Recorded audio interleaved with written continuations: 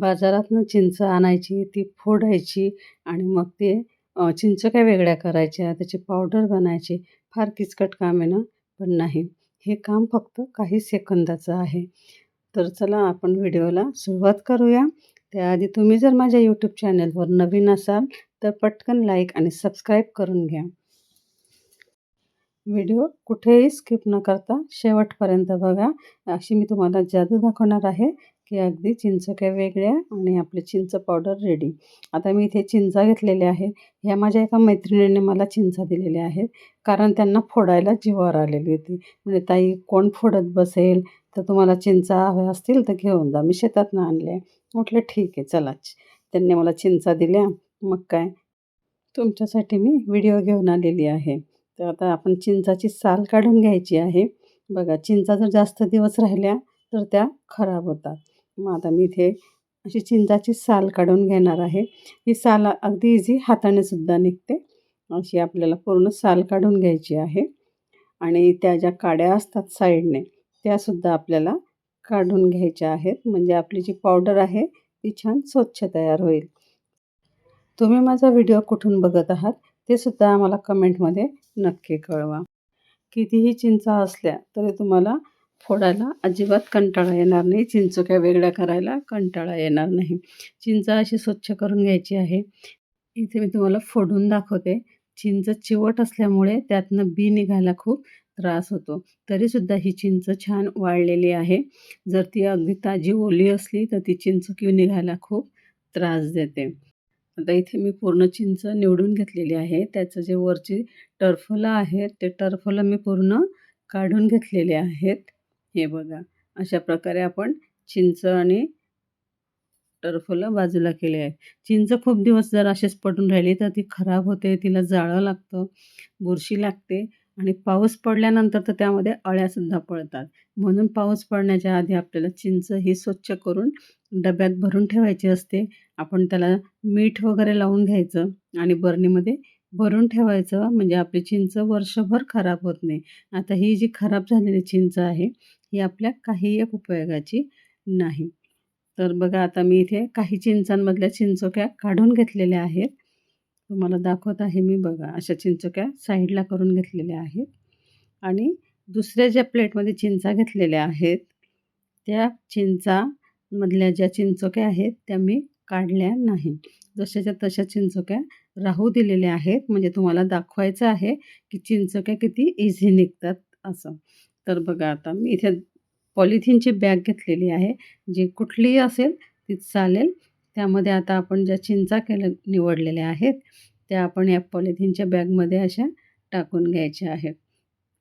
आता ही चिंचोक्यांसहित घेतलेली आहे आणि आपण आता या पॉलिथिनच्या बॅगला अशी गाठ मारून घ्यायची आहे.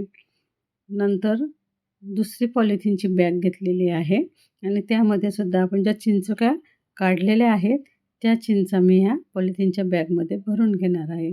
तुम्ही अजूनही माझ्या व्हिडिओला जर लाईक आणि सबस्क्राईब केलेलं नसेल, तर पटकन लाईक आणि सबस्क्राईब करून घ्या. अशा प्रकारे आता बघा मी ह्या पण पॉलिथिनच्या बॅगला गाठ मारून घेतलेली आहे.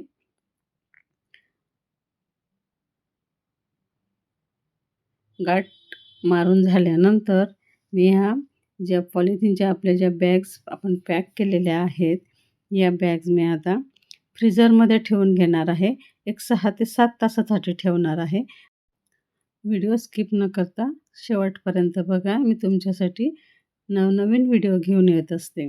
आता बघा आणि ह्या ज्या आहेत, या नॉर्मल टेम्परेचरवर मी ठेवलेल्या होत्या.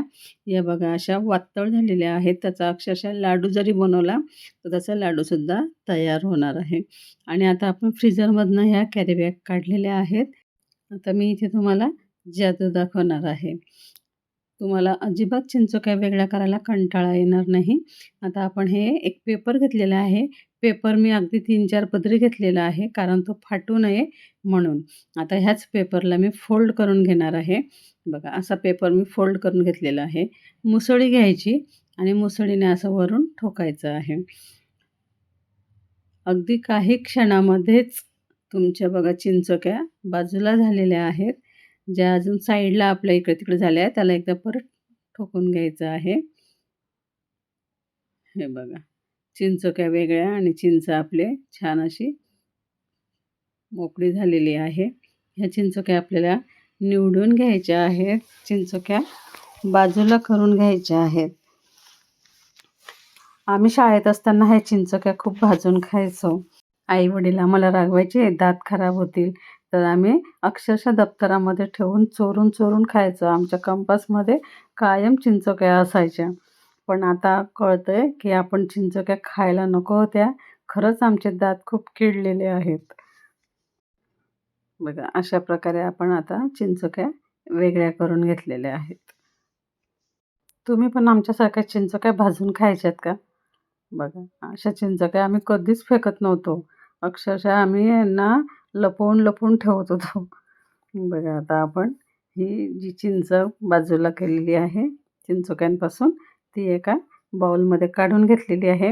आता आपण जी दुसरी पॉलिथिनची बॅग आहे, ती ओपन करूया.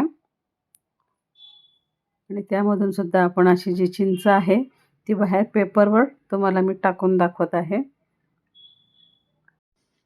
ही जी चिंच आहे, यातल्या आपण चिंचोक्या आधीच वेगळ्या केलेल्या आहेत. तुम्हाला मी दोन्ही बाजूने दाखवत आहे, चिंचोकी वेगळी केलेली पण आणि चिंचोक्या असलेली सुद्धा. तर बघा, आता आपण ह्याच पेपरवरती पेपर फोल्ड करून तुम्हाला मी दाखवत आहे, की बघा किती पटकन आपलं काम इझी होत आहे. काही सेकंद लागतात, अगदी अर्धा मिनिटसुद्धा लागत नाही आणि आपलं काम अगदी सोपं होतं. अशी पावडर आपली तयार असली, की आपल्याला पटकन असं पाणीपुरीसाठी त्याचं पाणी बनवता येतं किंवा आपल्याला एखाद्या आमटीमध्ये टाकायचं असलं, तर पटकन आमटीमध्ये पण टाकता येतं.